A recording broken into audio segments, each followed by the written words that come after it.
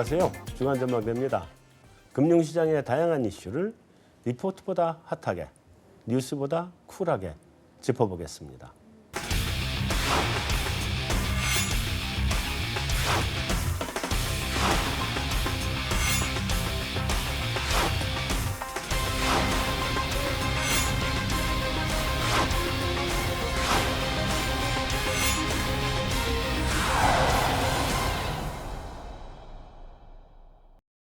안녕하세요.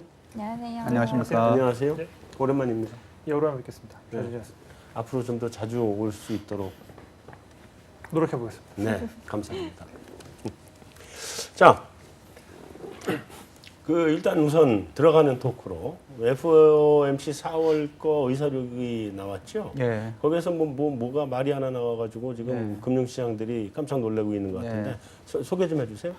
예, 4월 FOMC 의사록에서 시장의 예상보다는 6월 금리 인상을 할 수 있다라는 연준 멤버들의 의견이 굉장히 많이 나왔습니다. 네.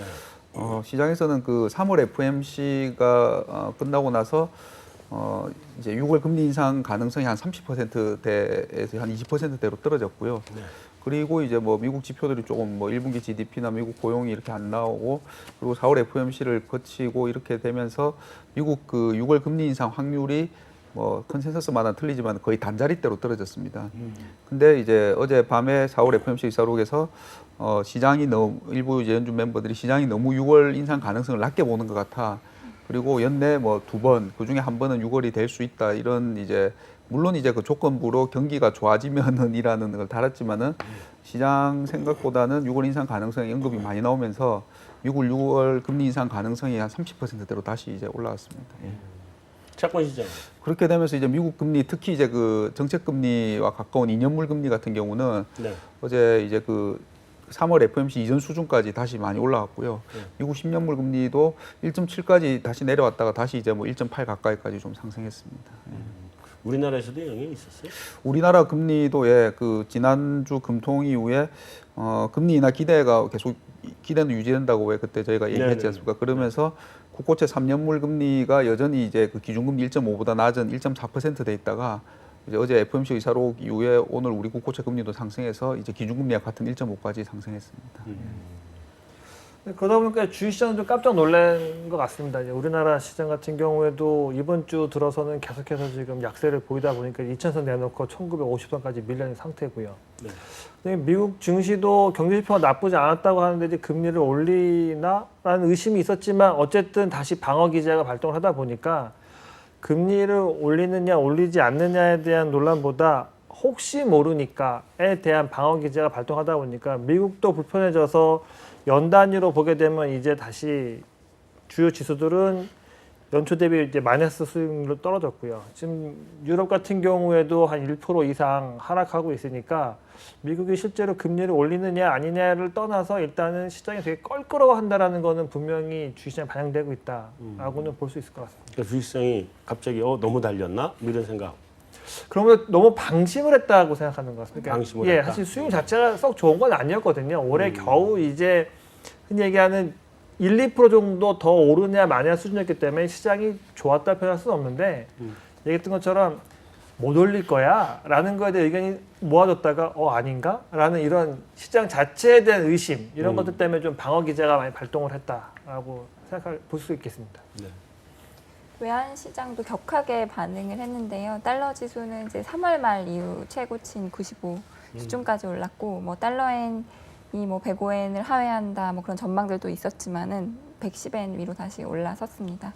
특히 달러 환율은 사실 최근에 이렇게 급격하게 오르다가 뭐 1,180원 부근에서 좀 저항선이 많이 있어서 네. 주춤주춤하다가 미국 금리 인상 기대가 강화되면서 다시 1,190원대로 올랐습니다. 역시 우리 전승지 연구원 여신급 전망. 아닙니다. 지난번에도 그 전망을 바꾸지 않겠다고 강력하게 얘기를 하더니 그냥 한 방에 마음 조금 편해졌습니다. 마음이 편해진 거예요 이제? 너무 빨리 올라서요, 근데. 오르는 거는 그렇지는데 네. 너무 빨리 오르니까 주식시장 입장에서는 큰 악재가 돼서 천천히 오를 수 있도록 좀. 아니, 그러니까 맘대로 안 이상하게 옛날에는 원화 환율이 올라가면 웬만하면 주식시장이 호재였었거든요. 근데 요즘은 환율이 올라가면 주식시장에서 악재로 봤대. 그러니까 수급이 흐트러져서 그렇습니다. 외국인들이 아무래도 음. 수급에 주도권을 쥐고 있는데 네. 환율 올라가게 되면 이제 매력이 떨어지니까 음. 주식을 팔고 나간다 이런 거고 충분히 온라인 상태면은 이제 원화가 떨어질 거다, 가치가 올라갈 거다라고 해서 주식을 사고 들어오면 이제 환율이 떨어지니까 지금은 환이 기업 이익에 기여하는 포인트보다 외국인들이 주식을 사고 파는데 수급 측면에서 많이 접근을 하다 보니까 이제 환이 작용하는 방식이 네. 좀 달라지고 있는 것 같습니다. 방금 이사님께서 말씀해 주셨지만 이제 IMF에서도 최근 이제 뭐 세계 경제에 대해서 의문점 중에 하나가 지난해 이제 그 달러가 강해지면서 신흥국 그 통화 가치가 다 약해졌지 않습니까? 네. 그럼 예전 같으면 이제 말씀하신 것처럼 신흥국 수출이 좋아지고 이 신흥국 경제나 주식시장이 좋아져야 되는데 왜 이게 기제가 작동을 안 할까? 네. 그래서 이제 그런 측면보다는 말씀하신 것처럼 자금 흐름 측면에서 통화 약세가 오히려 그 나라 금융시장에는 좀 안 좋은 쪽으로 좀 더 작용을 하는 게 아닌가 싶습니다. 그런데 아까 그 의사록 설명을 하면서 예. 뭐 2번 올릴 수도 있고 뭐 그 중에 한 번이 6월이 될 수도 있고 이런 등등의 의사록에서 얘기들이 그거였던 거잖아요. 그런데 그러면 거기에 단서 조건이 이제 경기만 받쳐준다면. 예. 근데 미국이 1사분기 실적인가요? 이게 0.5인가? 예. 최저치 나왔잖아요. 예, 예. 그 미국 경기에 대해서 지금 연준이 낙관을 하고 있는 것 같은데 예. 실제로 어때요? 그 사실은 의사록을 보고 약간 좀 의아하다고 느낀 게요. 네. 그 연준이 이제 1, 2월에 전 세계 경제가 굉장히 혼란스럽지 않습니까? 안전자산 선호 중국 발해갖고 그러고 그래서 3월에 우리 올해 4번 아니고 2번만 올릴게라고 해서 시장이 좀 안심이 됐는데 네. 이번 의사록에 나온 내용들을 보면은 그래서 전 세계 글로벌 금융시장과 신흥국은 좀 안정이 된 것 같아. 근데 미국 경기에 대해서는 글쎄 약간 갸우뚱, 연준 내부에서도 그런 의견이 이번 의사록에 있었거든요. 보면은 네. 특히 뭐 소비나 이런 게 지속이 되는지 좀 의아스럽고 제가 가장 주목해서 봤던 거는 연준 그 스태프들이 그러니까 그 위원들 아니고 스태프들 의원 중에 아마 물가가 연준의 목표인 2%까지 2018년에도 못 갈 수도 있다라는 의견도 있었거든요. 네. 그러니까 그 내용만 보면은 왜 뭘 보고 6월에 올린다고 하는 거지라는 좀 개인적으로는 굉장히 의아했거든요. 보면은. 네. 그러니까 글로벌 시장과 미국 시장, 미국 내부로 봤을 때 글로벌이 불안했는데 이건 좀 진정이 됐지만 미국은 약간 아직 갸우뚱하다라고 보고 있는데 그 와중에 6월에 올린다.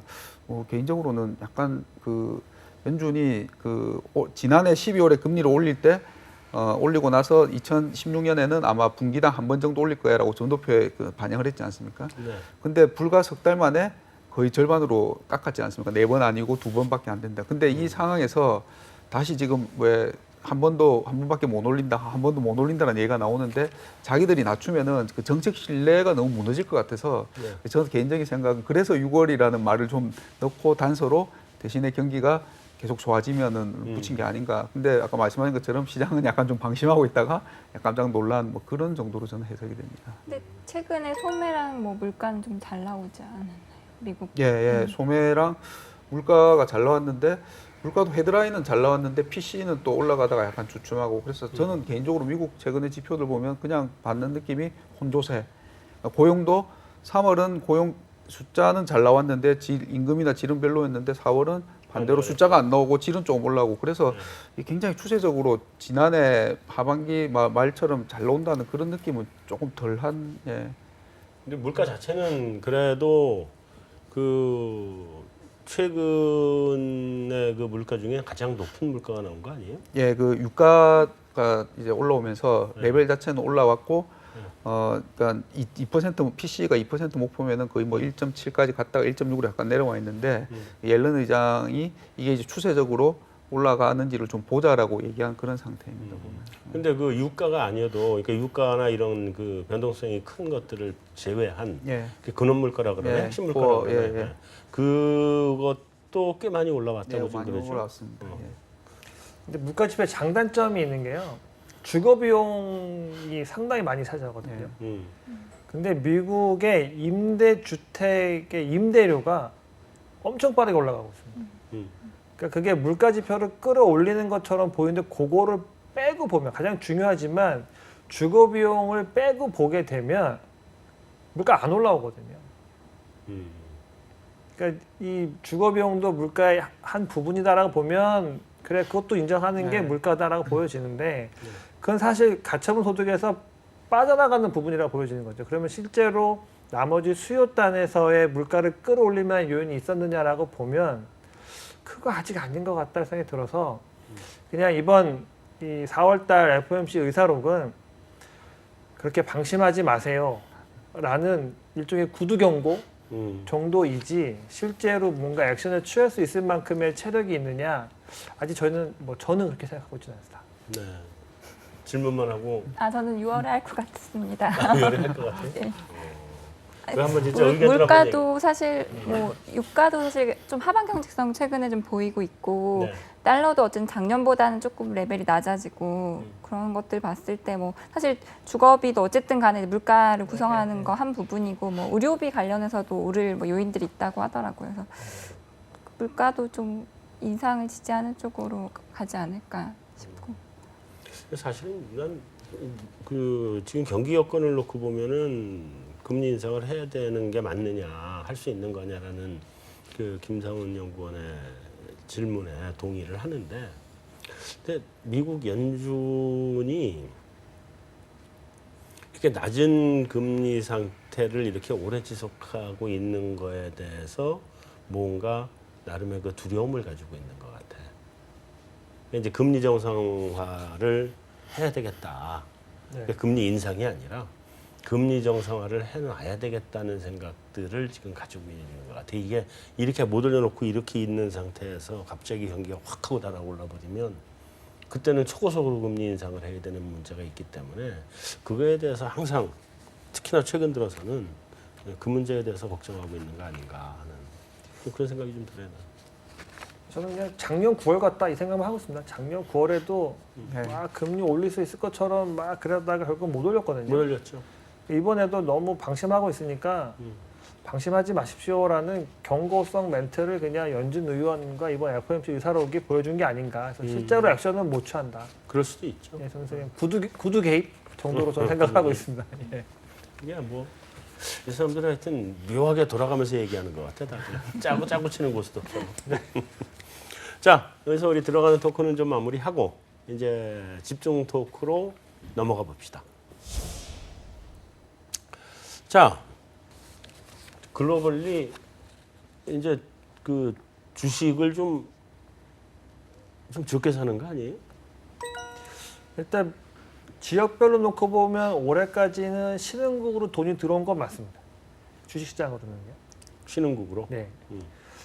근데 이제 최근 들어서 규모가 좀 줄어드는 게 좀 부담스럽고요. 반대로 미국만 놓고 보게 되면은 다른 이제 글로벌 IB에서 숫자 주는 건데 네. 미국에서의 한번이는 지금 작년 하반기부터는 되게 빠르게 빠져나가고 있다고 하는 거거든요.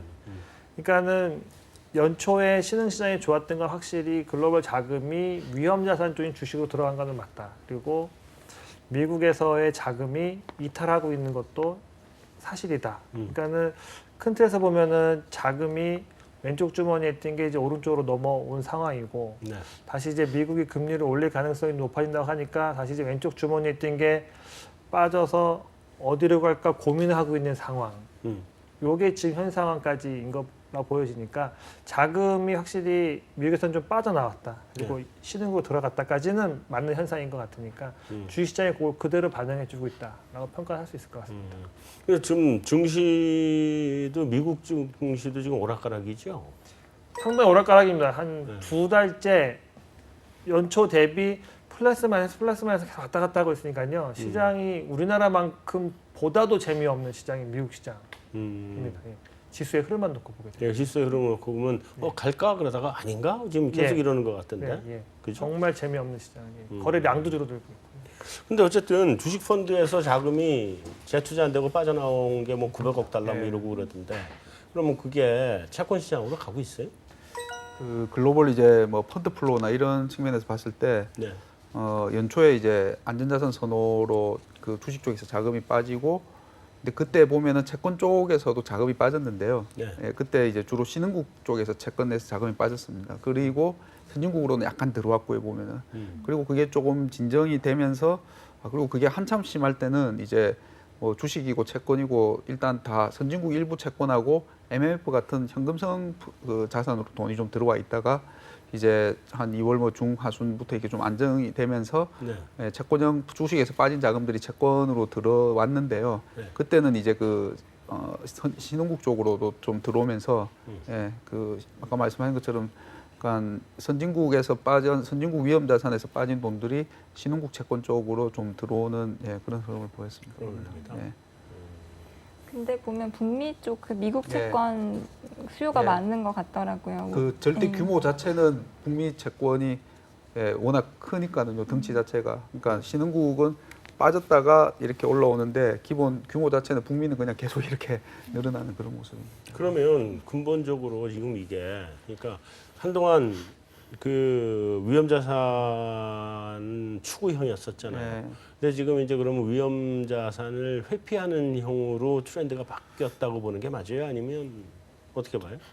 제 뭐 개인적인 생각은 아까 말씀하신 것처럼 저도 작년하고 굉장히 비슷한 흐름이 계속된다고 보여지는데요. 그러니까 네. 지난해도 한번 그 흐름을 이제 찾아보면은 그 8월인가요? 중국 이제 그러니까 미국이 9월에 금리를 올린다고 하니까 8월부터 그 신흥국의 대표인 중국 주식시장이 망가졌지 않습니까? 네. 그러면서 그때 안전자산 선으로 확 갔다가 9월에 아니야 우리 안 올릴게 그러고 이제 그러니까 다시 위험자산으로 좀 들어왔다가 그렇죠. 예 그때 이제 10월 11월 가면서는 아 그러면 이제 12월에 올리겠구나라고 그때는 이제 대부분이 다 생각하면서 일단 자금들이 그때는 뭐 다 어느 정도 금리가 좀 올랐었죠 이제 보면은 예 그리고 미국 주식도 아마 그때는 이미 좀 선반영이 돼서 괜찮았던 것 같고요.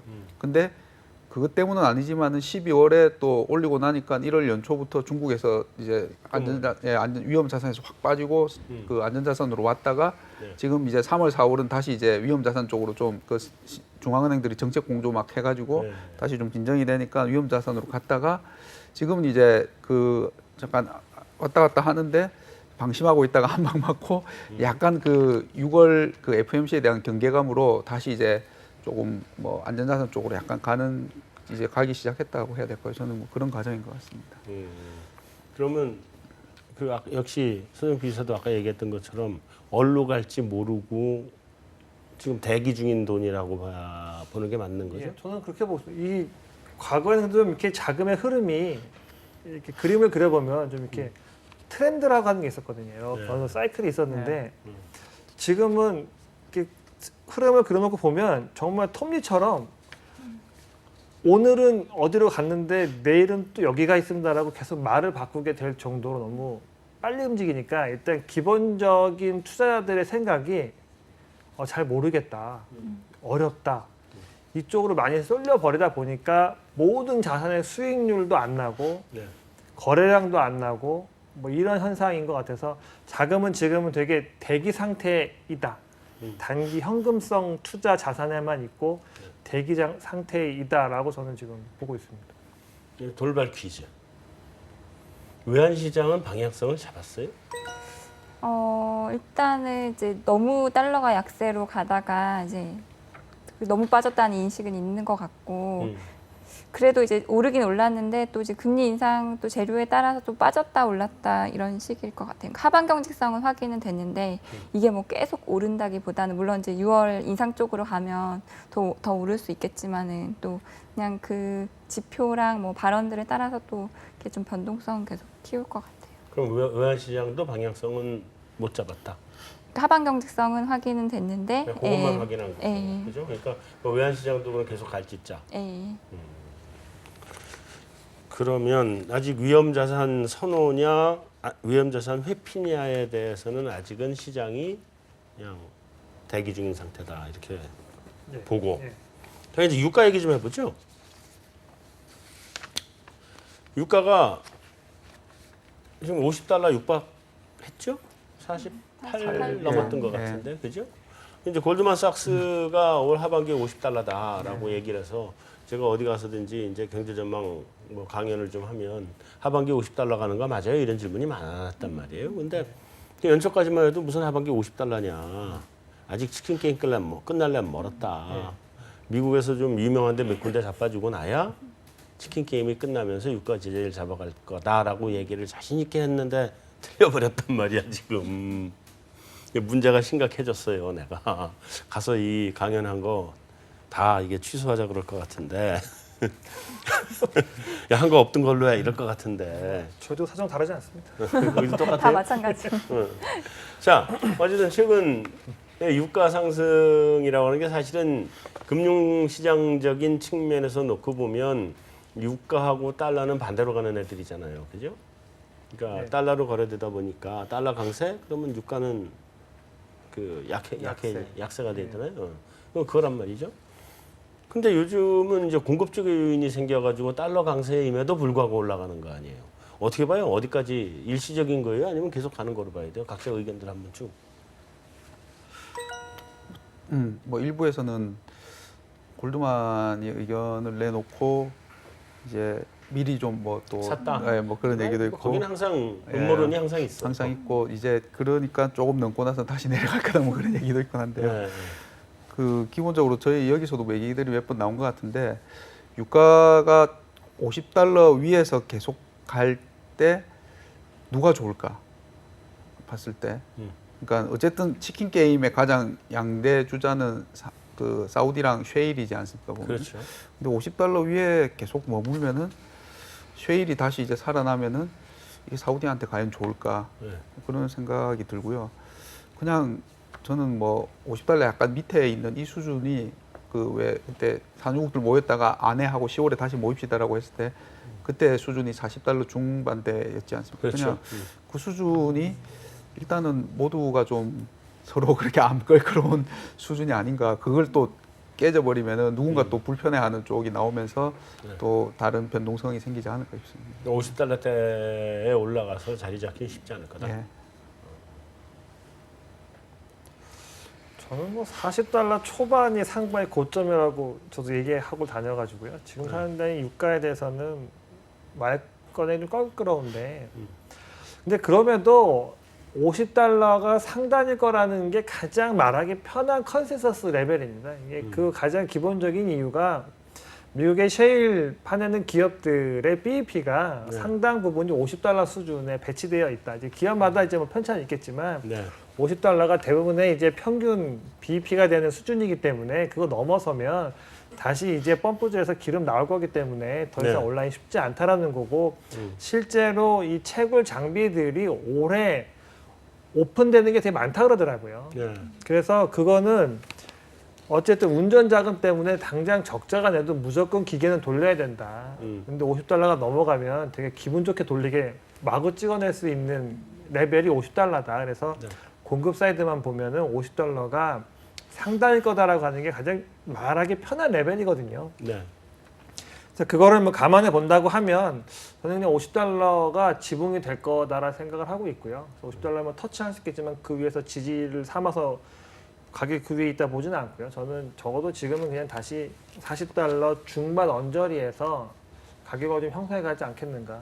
저는 그 정도 생각만 하고 있습니다. 40달러 중반. 네. 여기도 의견 있어요? 네. 하세요. 저는 40불대 정도가 평균이 되지 않을까 그렇게 생각하고 있고요. 물론 최근 이제 막 가파르게 오르는 게 뭐 캐나다 3불도 있고 그런 단기적인 그 공급 측 요인이 있긴 한데 그렇기 때문에 이제 미국 공급이 계속 줄어들지 그런 것도 확인하긴 해야 되는데 어쨌든 그동안 뭐 계속 유가 무조건 빠질 거라는 그런 심리는 조금 약해진 것 같거든요. 네. 그래서 그리고 달러와 유가와의 상관관계도 조금 약해지는 것 같고 그래서 저는 한번 뭐 50불 위에 계속 있진 않겠지만 왔다 올 수 있지 않을까. 그래서 평균은 한 뭐 40불대 정도 되죠. 네. 그런 얘기는 하더라고요. 그러니까 중동의 산유국들이 자기의 생산량은 지금 줄이질 않으면서 그 40달러대에 올라와 있는 유가를 즐기고 있다. 자기의 시장 점유율은 훼손당하지 않고 40달러대를 즐기고 있다. 뭐 그런 얘기는 하더라고요. 그러니까 작년에 올해도 그렇고 작년도 그렇고 그 사우디의 기준 유가가 80달러였다며요. 기준 유가가. 그러니까 80달러는 돼야 자기네 생산량하고 다 따져서 자기들이 1년 동안은 써야 되는 돈을 정부가 집행해야 되는 자금을 그 기준에 맞춰서 했는데 지금 40달러 밑으로 떨어져 버리면 적자가 너무 크잖아. 예. 채권 찍어내고 있는 거죠. 그렇죠. 예. 국채. 아니면 가지고 있던 자산 팔든지. 예. 뭐 한동안 우리 자산 팔고 나갔죠, 그래서 사우디가 연초에? 뭐 연초에 그랬다고는 하는데요.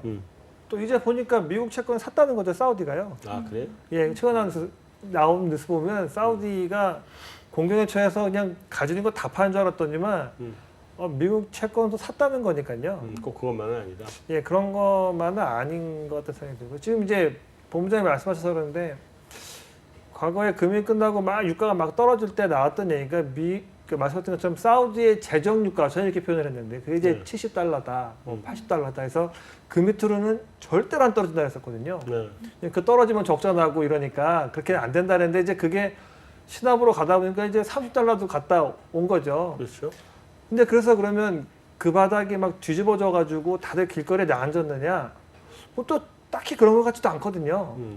그래서 이게 유가가 정말 그런 유가를 어떻게 산정할 수 있는 레벨이 있는 거냐에 대한 궁금증이 많이 들어서 유가의 레벨을 딱 적시하기는 쉽지 않지만 가장 저항 증거상 제가 볼 때 컨센서스를 따른다면 다시 공급이 재개될 수 있는 레벨이 어디이냐. 그게 50달러 보면 이제 말씀처럼 40달러 중반 정도가 모두가 해피한 레벨이 아닌가. 뭐 그렇게 유추해 볼 수 있을 것 같습니다. 그 이제 상반기도 뭐 거의 다 끝났고 상반기가 사실은 근데 끝난 건 아니네. 6월 달이 굉장히 중요한 상반기가 남아 있네. 그죠? 예. 뭐 그러긴 한데 그 이번 그 하반기에 그 글로벌 자산의 흐름이 어느 쪽으로 어떻게 움직일 것 같으냐라는 걸 놓고 볼 때 그거를 결정할 무슨 굉장히 큰 리스크들이 있지 않겠나 하는 생각인데 그 중에 하나가 이제 미국 금리 인상도 있을 거고 또 저기 영국 뭐 이슈도 있고 일단 두 개 이슈는 대충 나왔는데 또 다른 이슈가 또 뭐가 있을는지 그리고 그 중에 어느 이슈를 가장 예의주시해서 보는 게 좋을 것 같은지 이걸 좀 써줘 보세요. 드디어 이제 팻말 토크입니다. 자 누구부터? 김상훈 연구부터 예, 한번. 뭐 저부터. 이 이슈를 좀 설명을 좀 해주시고. 예, 아마 뭐 다른 분들도 비슷한 내용이 들어가 있을 것 같은데요. 네. 뭐 매크로 경기적인 측면도 뭐 요인들도 있을 테고 이제 미국 금리 인상이라는 통화 정책 측면도 있을 텐데 브렉시트라든지 미국 대선이라는 정치적 리스크가 올해 하반기에는 이제 좀 시장에 영향을 많이 미칠 것으로 보여집니다. 또 브렉시트하고 이제 지금 그렉시트도 다시 얘기가 나오고 있는데 어쨌든 뭐 과거에 보면은 이런 정치적 리스크가 결국은 해소가 된다라든지 아니면은 뭐 별 일이 안 생길 거라고 하는데 이번은 그 왠지 찝찝합니다 좀. 예, 뭐 왠지라고 말씀드리면 좀 그렇지만은 예, 그래서 특히 뭐 그 그리스나 이런 나라보다 이 두 나라는 워낙 세계 경제에 미친 영향이 크다 보니까는 좀 시장의 가격 변동성을 확대시키는 요인으로 좀 작용을 많이 할 수 있지 않을까 싶습니다. 우리나라의 파장 같은 것도 좀 한번 얘기해 주세요. 일단 뭐 브렉시트가 만약에 현실화되면은 이건 뭐 당연히 이제 그 안전자산 선호 이제 그쪽으로 일단 확 좀 많이 쏠릴 것 같고요. 네. 그리고 브렉시트는 또 연결되는 게 스코틀랜드 독립 뭐 이런 쪽하고도 연결이 될 수 있고, 그렇죠. 예, 그렇고 미국 대선 같은 경우는 이제 뭐 오늘 뉴스 보니까는 이제 그 트럼프가 힐러리를 처음으로 이긴 걸로 나오더라고요. 보니까는 네, 예. 네. 근데 되면은 워낙 그 뭐 예를 들면 우리 뭐 수출, 우리 안보, 뭐 우리 환율 뭐 그리고 뭐 통화 정책 뭐 이런 너무 영향을 다른 어느 대통령보다 우리나라 경제 뭐 전 세계 경제에 영향을 많이 미칠 것 같아서 예. 그렇습니다. 국내 시장이 위축될 거다.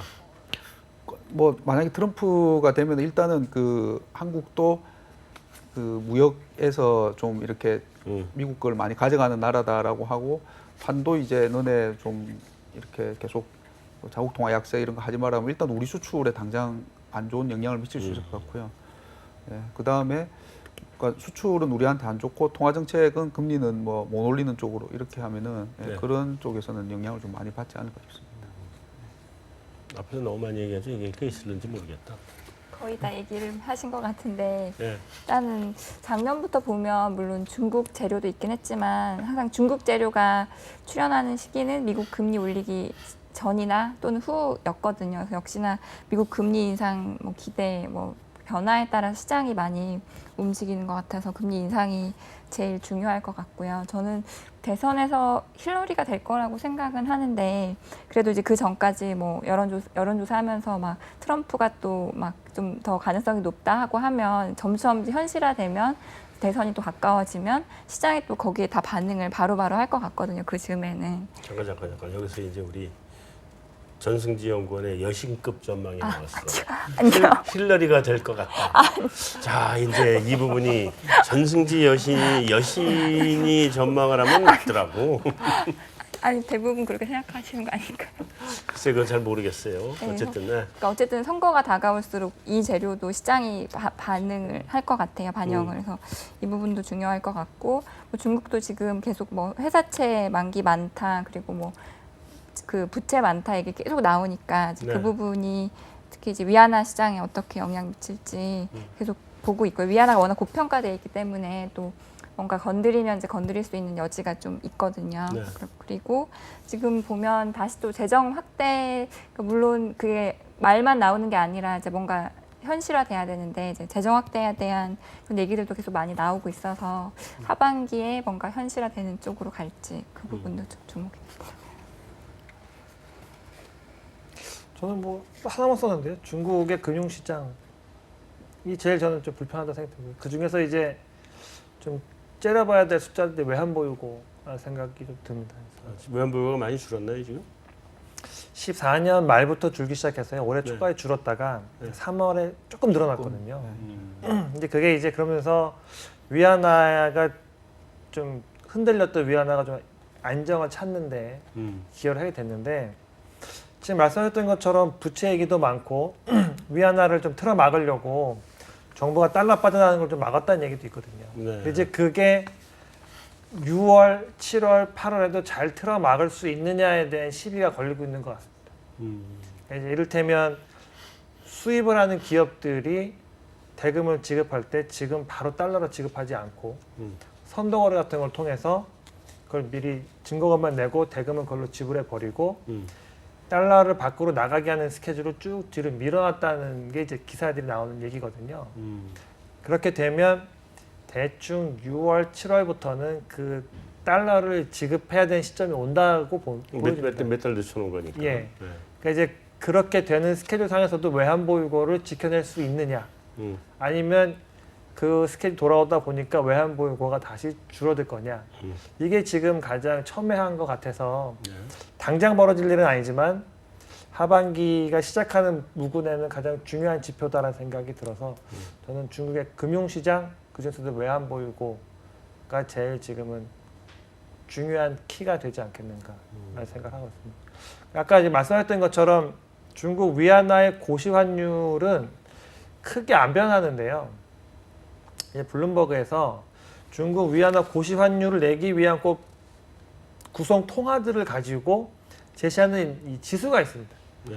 근데 그거는 계속 약세로 빠지거든요. 근데 고시환율 별로 안 변한단 말이죠. 그러면 이게 어디선가에 뭔가 괴리가 고시환율을 강하게 틀어막고 있든지 아니면 이 블룸버그 측에서 내놓는 숫자가 너무 과하게 약세를 만들어 놓고 있는 건지 그거를 딱 규정 줄 수는 없지만 지금 환율 시장 되게 애매하다는 생각이 들거든요. 그래서 네. 역시 금융시장, 외환시장, 중국이 조금 저는 제일 마음에 걸린다라고 생각해서 이걸 꼽았습니다. 좋은 얘기는 하나도 없고 다 나쁜 얘기만 하고. 좋은 얘기는 뭐 재정 없어요? 확대, 재정 확대. 재정 확대? 어디 우리나라요 아니면 전 세계적으로 지금 글로벌 재정 확대? 예. 전 세계적으로 지금 재정 공조에 관한 얘기들이 어느 정도 되고 있나요? IMF도 계속 이제 하는 게 좋겠다 계속 작년부터 하고 계속 공부하고 있고 있고. 이번에 G7 정상회담에서 이제 뭔가 조금 부채화되기를 시장이 기대를 하고 있고 보면 미국도 그렇고 재정 건전성이 많이 좋아졌거든요. 좋아졌죠. 네. 그래서 좀 여지가 있다는 얘기들이 계속 나오고 있어요. 재정 확대가 좀 글로벌리 됐으면 참 좋겠구만. 근데 트럼프에 대해서는 난 좀 생각이 달라요.